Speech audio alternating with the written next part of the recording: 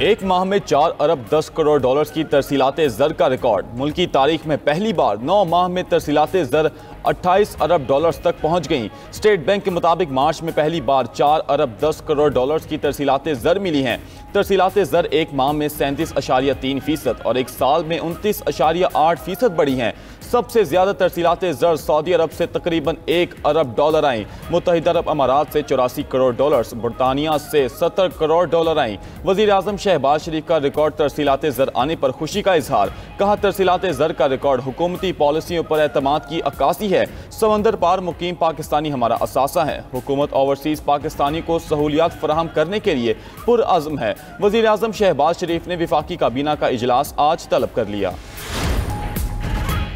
तेल दरामदाद कम, दिगर अशिया की दरामदाद बढ़ रही हैं। तमाम सूरत हाल के बावजूद करंट अकाउंट सरप्लस है। Governor state bank Jameel Ahmed कहते हैं, साल 2022 में मुश्किल हालात थे, बेहतरी के लिए कई इकदाम किए।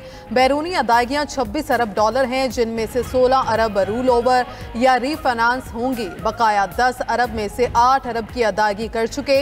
एक्सचेंज रेट भी इन्हीं पॉलिसी इकदाम के बायस मुस्तहकम है। इंटर बैंक और ओपन मार्केट का फर्क भी कम हो चुका है। फ़लस्तीनियों की शहादत होलोकॉस्ट से 10 गुना ज्यादा होलनाक है। हुकूमत फ़लस्तीन और कश्मीर पर मौक़िफ़ से पीछे हट चुकी है। बताया जाए, वफाक और पंजाब हुकूमत की फ़लस्तीन पर क्या पॉलिसी है। रेड जोन में फ़लस्तीन का झंडा नहीं आ सकता। सरबराह सुन्नी इत्तेहाद कौंसल साहिबजादा हामिद रज़ा का कौमी असम्बली इजलास में इज़हार ख्याल। कहा, वज़ीर आज़म को बेलारूस के बजाय गजा पर उतरना चाहिए था। कौमी सलामती से मुतल्लिक इजलास में फ़लस्तीन एजेंडे पर नहीं था। पाकिस्तान फ़लस्तीन पर OIC कॉन्फ्रेंस तलब करे। इसराइल बाज नहीं आता तो जहाद का ऐलान किया जाए। अली मोहम्मद खान ने मसला फ़लस्तीन पर पार्लियामेंट का मुश्तरका इजलास बुलाने का मुतालबा कर दिया। कहा, हम गजा में फ़लस्तीनियों की नस्ल कुशी का नया सिलसिला देख रहे हैं। फ़लस्तीन का वही हल होगा जो फ़लस्तीनी अवाम को काबिल कबूल होगा। पीपल्स पार्टी के अब्दुल कादिर पटेल ने कहा, बदकिस्मती से एक सियासी जमात ने यहूदी की इंतखाबी मुहिम चलाई थी। इसराइल आज पाकिस्तान में किसकी रिहाई का मुतालबा कर रहा है। इसराइल सिर्फ बद्दुआओं से तबाह नहीं होगा। ईरान को जौहरी हथियारों से जान छुड़ानी होगी। हम ईरान का मसला हल करेंगे। ईरान डील चाहता है लेकिन नहीं जानता वो ये कैसे करेगा। ईरान को अपना मसला हल करना होगा। अमरीकी सदर डोनाल्ड ट्रंप की एल सल्वाडोर के हम मनसब के साथ मीडिया से गुफ्तगू।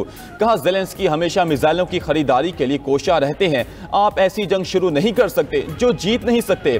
आपको खुद से 20 गुना ताकतवर से जंग नहीं लड़नी चाहिए। अमरीकी सदर का दोबारा फार्मास्यूटिकल्स पर टैरिफ आयद करने का इंदिया। कहते हैं, अमेरिका में तमाम दरामदी अद्वियात पर टैरिफ आयद करने का इरादा रखते हैं। फार्मास्यूटिकल कंपनीज जब टैरिफ के बारे में सुनेगी तो वो चीन और दूसरी जगह छोड़ देंगी, क्योंकि उनके ज्यादातर मसनूआत यहां फरोख्त होती हैं।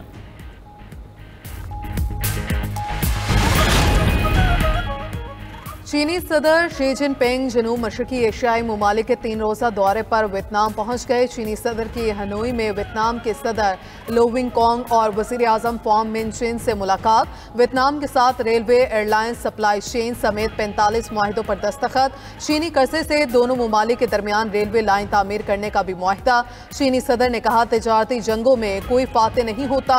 दोनों ममालिक मिलकर अमरीकी टैरिफ की मुखालफत करें। चीनी सदर शी जिनपिंग वियतनाम के बाद कंबोडिया और मलेशिया का भी दौरा करेंगे।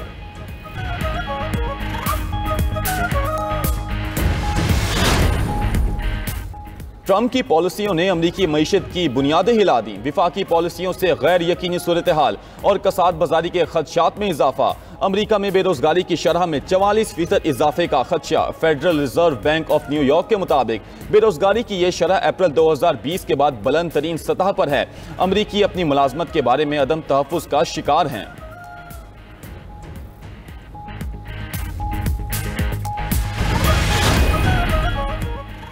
Pakistan institute of development economics ने अमरीकी टैरिफ पाकिस्तान के लिए खतरनाक करार दे दिया। रिपोर्ट के मुताबिक अमरीकी सदर ट्रंप की टैरिफ वार से पाकिस्तान भी मुतासर होगा। अमरीका को पाकिस्तान की बरामदात में 25% तक कमी का सामना करना पड़ सकता है। बाहमी 29% ड्यूटी से पाकिस्तान को सालाना 1.4 अरब डॉलर की बरामदात का नुकसान हो सकता है। पाकिस्तानी बरामदात में इस कदर कमी तजारती शोबे में किसी तूफान से कम नहीं होगी। बरामदात का सबसे ज्यादा नुकसान टेक्सटाइल शोबे को बर्दाश्त करना पड़ेगा। बरामदात कम होने से 5 लाख मुलाजमतों को खतरा लाहक हो सकता है। कराची में तेज रफ्तार टैंकर ने एक और जान ले ली। शीरी जिनाह कॉलोनी में तेज रफ्तार टैंकर की टक्कर से एक शख्स जाँ बहक। पुलिस के मुताबिक टैंकर ड्राइवर मौके से फरार। पुलिस ने टैंकर तहवील में ले लिया।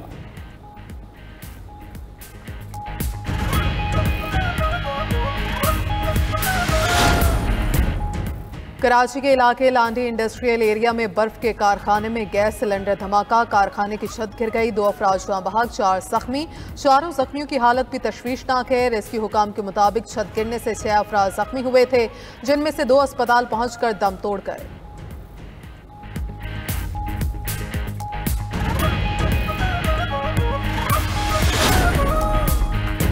ईरान में कत्ल किए जाने वाले पाकिस्तानियों की फहरिस्त जारी। ईरान में तैनात पाकिस्तानी सफीर मुदस्सिर टीपू के मुताबिक बहावलपुर के 8 मेहनत कश पाकिस्तानी ईरानी शहर महरिस्तान में कत्ल किए गए जाँ बहक अफराद में मोहम्मद आमिर, मोहम्मद दिलशाद, मोहम्मद नासिर, मलिक जमशेद शामिल। मोहम्मद दानिश, मोहम्मद नईम, गुलाम जाफर और मोहम्मद खालिद भी मकतूलीन में शामिल हैं। पाकिस्तानी सिफारतखाना ईरानी हुकाम से मुकम्मल राब्ते में है। जाँ बहक पाकिस्तानियों की मैयतें जल्द वतन भिजवाई जाएंगी। दूसरी तरफ बहावलपुर में सोग की फजा, मकतूलीन के वुरसा गम से निढाल हैं।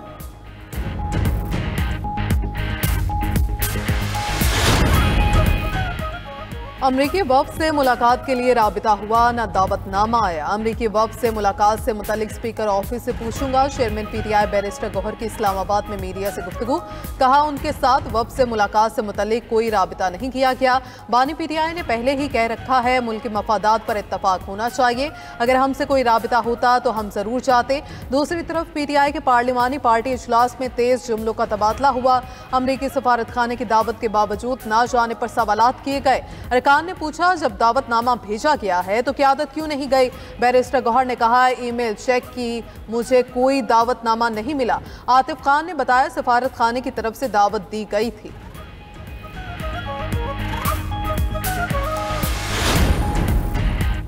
पीटीआई के 2 अरकान की अमरीकी वफ्द के एजाज में मुनक्कदा तकरीब में शिरकत। पीटीआई की तरफ से डॉक्टर अमजद और मैं इवेंट में गए। रहनुमा तहरीक इंसाफ आतिफ खान की सहाफ़ियों से गुफ्तगू।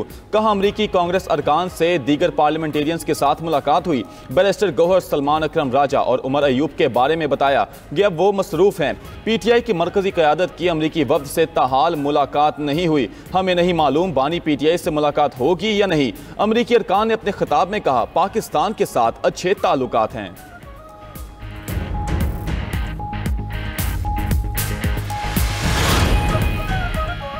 अमरीकी अरकान कांग्रेस ने दौरा पाकिस्तान को कामयाब और मुस्बत करार दे दिया। रुकन कांग्रेस जैक वार्नरबर्ग में की दौरे के हवाले से गुफ्तगू। कहा मुलाकातें दोनों मुल्कों के ताल्लुकात को मजीद मुस्तहकम करेंगी। पाकिस्तान और अमरीका के ताल्लुकात की अहमियत मुस्लिम है।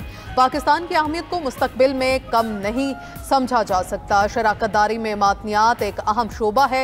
जोनाथन लूथर जैक्सन ने भी दौरा पाकिस्तान को खुशाइंद करार दिया।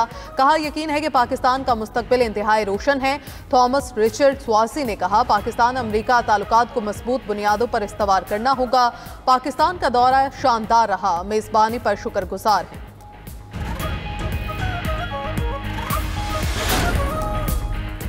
दोहरी शहरियत वाले को इलेक्शन लड़ने की इजाज़त होनी चाहिए। ऐवान में दोहरी शहरियत वालों के लिए मखसूस नशिस्तें होनी चाहिए। स्पीकर कौमी असम्बली अयाज सादिक का ओवरसीज कन्वेंशन से खिताब। कहा तरसीलाते ज़र भेजने वालों की हौसला अफजाई होनी चाहिए। सबसे ज़्यादा ज़र मुबादला भेजने वालों को मेडल्स देने जाने चाहिए। विफाकी वजीर ओवरसीज पाकिस्तानी चौधरी सालक हुसैन ने कहा ओवरसीज पाकिस्तानियों के मसाइल का हल उनकी अव्वलीन तरजीह है। सेक्रेटरी SIFC जमील कुरैशी ने खिताब में कहा सरमायाकारों को तमाम सहूलतें फराहम कर रहे हैं। ओवरसीज पाकिस्तानियों के फंड्स की मुंतकिली और वीज़ा मसाइल फौरी हल किए जा रहे हैं। वज़ीर आज़म शहबाज शरीफ और army chief general Syed Asim Munir आज कन्वेंशन से खिताब करेंगे। वज़ीर आज़म ओवरसीज पाकिस्तानियों की इशाइया भी देंगे।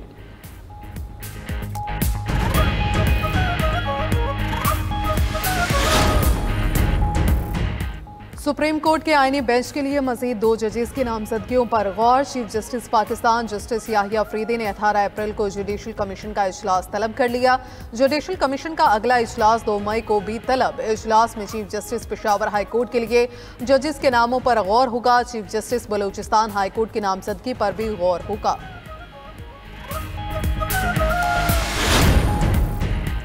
इस्लामाबाद हाई कोर्ट के ट्रांसफर जजेस को काम से रोकने की इस्तदा मुस्तरद। सुप्रीम कोर्ट के 5 रुकनी आईनी बेंच ने जजेस की नई सीनियरिटी लिस्ट मुअत्तल करने की इस्तदा भी मुस्तरद कर दी। अदालत में इस्लामाबाद हाई कोर्ट के जजेस के तबादले और सीनियरिटी से मुतल्लिक दरख्वास्तों पर समाअत। आईनी बेंच ने मुस्तकिल चीफ जस्टिस की तैनाती रोकने की इस्तदा भी मुस्तरद कर दी। जस्टिस मोहम्मद अली मजहर ने रिमार्क्स दिए, सदर ममलिकत के पास जजेस के तबादलों का इख्तियार है। जजेस ट्रांसफर आर्टिकल 200 के तहत हुई। हम जजेस को सिविल सर्वेंट के तौर पर तो नहीं देख सकते। एक जज का ट्रांसफर 4 दर्जात पर रजामंदी के बाद होता है। हाई कोर्ट के 3 जजेस जस्टिस सरफराज डोगर, जस्टिस खादिम सुमरो और जस्टिस मोहम्मद आसिफ को नोटिस जारी। अटॉर्नी जनरल और 5 एडवोकेट जनरल्स को भी नोटिस जारी। केस की समाअत 17 अप्रैल तक मुलतवी। Chief justice Pakistan justice Yahya Afridi से तुर्की और ईरान के सुफरा की अलग अलग मुलाकात। अदालती शोबे में 2 तरफा ताल्लुकात को मजीद वसअत देने पर इत्तफाक किया गया। इलामी के मुताबिक चीफ जस्टिस की ईरानी हम मनसब को दौराए पाकिस्तान की दावत। तुर्की के सफीर ने चीफ जस्टिस तुर्की का खैर सगाली पैगाम पहुंचाया। इस मौके पर चीफ जस्टिस पाकिस्तान ने कहा कि ज़िले अदलिया को अदालती ताउन का हिस्सा बनाया जाए। तुर्की की अदालत तशरीबात, AI टेक्नोलॉजी और डिजिटल निज़ाम से सीखने की ज़रूरत पर जोर दिया।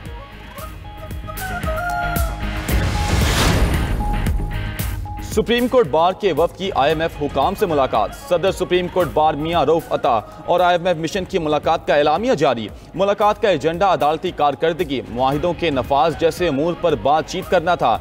एलामी के मुताबिक मिशन ने मुआहिदों के नफाज और जायदाद के हुकूक के मसाइल पर अपने खदशात का इजहार किया। सदर सुप्रीम कोर्ट बार ने मिशन के सवालात का तफसीली और हकाइक पर मबनी जवाब दिया। मिशन को चीफ जस्टिस की जानिब से अदालती कारकर्दगी बेहतर बनाने के लिए किए गए इकदाम से आगाह किया गया। E-फाइलिंग सिस्टम का नफाज, केस मैनेजमेंट सिस्टम की अस्तर नौ तश्कील से मुतल्लिक आगाह किया गया।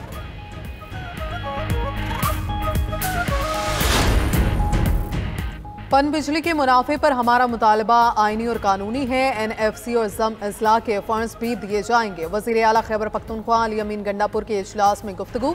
कहा, NFC अवार्ड पर नजरसानी के लिए वफाकी हुकूमत जल्द इजलास बुलाए। सूबे को NFC में सालाना 350 अरब रुपए मिलने हैं।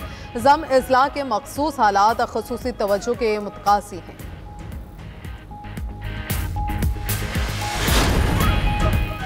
पाकिस्तान किसान इत्तेहाद का हुकूमत से गंदम का 3900 रुपये फी मन यूनिट रेट देने का मुतालबा। सदर खालिद खोकर कहते हैं, काश्तकार 900 रुपये फी मन नुकसान में जा रहे हैं। पैदावारी लागत 3400 रुपये फी मन है। हमारी पैदावारी लागत में कमी नहीं आई, मगर गंदम की कीमत कम कर दी गई। गंदम का मसला सिर्फ किसानों का नहीं बल्कि पूरे पाकिस्तान का है। गंदम बहरान हल किया जाए, मसाइल हल ना हुए तो मजबूरन बच्चों के साथ एहतजाज करेंगे और गंदम जलाएंगे। उधर विफाकी वज़ीर फूड सिक्योरिटी ने इंकशाफ किया कि रवां साल विफाकी हुकूमत सरकारी तौर पर गंदम की खरीदारी नहीं करेगी। वजारत फूड सिक्योरिटी ने तहरीरी जवाब जमा करा दिया। रवां साल मुल्क में गंदम की वाफर पैदावार हुई है, जिससे गंदम की किल्लत का कोई खदशा नहीं। आलमी मार्केट में खाम तेल की कीमतों में कमी का रुझान। मुल्क में पेट्रोलियम मसनूआत 8.5 रुपये फी लीटर तक सस्ती होने का इम्कान। ज़राए के मुताबिक 16 अप्रैल से पेट्रोल की फी लीटर कीमत में 8 रुपये 50 पैसे तक कमी मतवक्के। आइंदा 15 रोज के लिए हाई स्पीड डीजल 6 रुपये 96 पैसे तक सस्ता होने का इम्कान। मट्टी का तेल 7 रुपये 47 पैसे, लाइट डीजल 7 रुपये 21 पैसे तक सस्ता हो सकता है। ऑयल इंडस्ट्री ने पेट्रोलियम मसनूआत की कीमतों बारे वर्किंग ओगरा को भिजवा दी है। ओगरा कीमतों बारे हतमी तजावीज़ 15 अप्रैल को हुकूमत को भिजवाएगा। गजा में इसराइल की वहशियाना बमबारी का सिलसिला जारी। हमलों में 6 भाइयों समेत 40 फलस्तीनी शहीद हो गए। अरब मीडिया के मुताबिक गजा के इलाके देरुल बलाह में खुराक तकसीम करने वाले 6 सगे भाइयों को इसराइली फजाई हमले में निशाना बनाया गया। शहीद भाइयों की उम्रें 10 से 34 साल के दरमियान थीं। गजा की वजारत सेहत के मुताबिक अब तक मजमूई तौर पर 50,944 फलस्तीनी शहीद हो चुके हैं।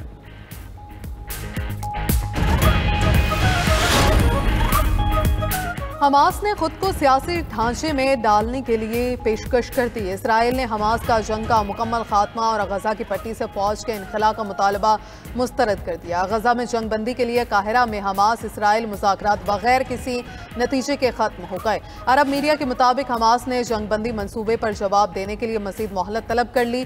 हमास गजा का पट्टी में काबिल भरोसा जमानत पर जंग बंदी का मुतालबा। हमास ने यरगमालियों की रिहाई में लचकदार रवैया अपनाने का इंदिया दिया।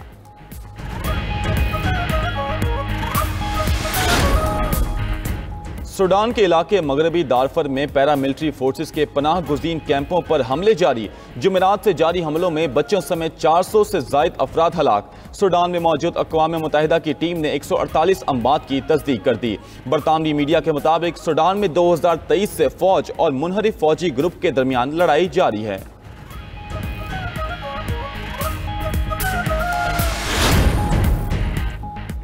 नाइजीरिया में हालात कशीदा। रियासत प्लाटू में मुसल्लह अफराद ने हमला करके 52 अफराद को हलाक कर दिया। दारुल हुकूमत अबूजा से रेड क्रॉस के मुताबिक हमले में 22 अफराद जख्मी हुए। घरों को भी आग लगा दी गई।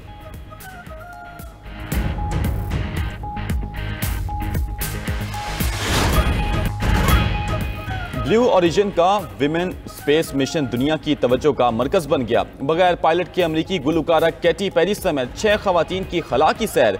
11 मिनट तक सैर के बाद तमाम खवातीन की बाहिफाजत जमीन पर वापसी हुई।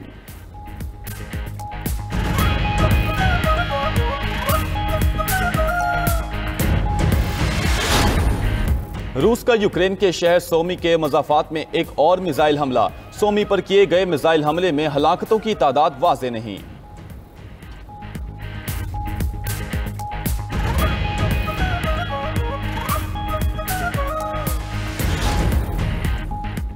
बरतानिया ने यूक्रेन को फौजी इमदाद की मद में $990 मिलियन मुंतकिल कर दिए। यूक्रेन पे ये रकम फ़ज़ाई दिफा, गोला बारूद की खरीदारी में खर्च करेगा।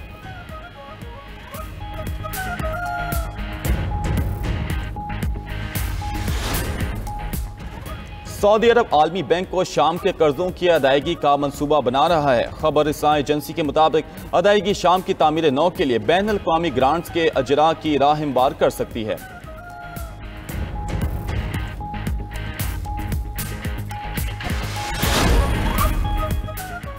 और मादरे पाकिस्तान बिल्किस ईदी की आज तीसरी बरसी मनाई जा रही है। बिल्किस ईदी ने अब्दुल सत्तार ईदी के मिशन को अपना मिशन बनाया। ईदी मराकज़ में झूला लगाकर हज़ारों लावारिस बच्चों की जानें बचाईं। बिल्किस ईदी ने शोहर के साथ 1986 में रोमन एजाज़ हासिल किया। हुकूमत पाकिस्तान ने हिलाल इम्तियाज़, भारत ने मदर टेरेसा अवार्ड से नवाजा। 2022 में 74 बरस की उम्र में कराची में इंतकाल कर गई थी।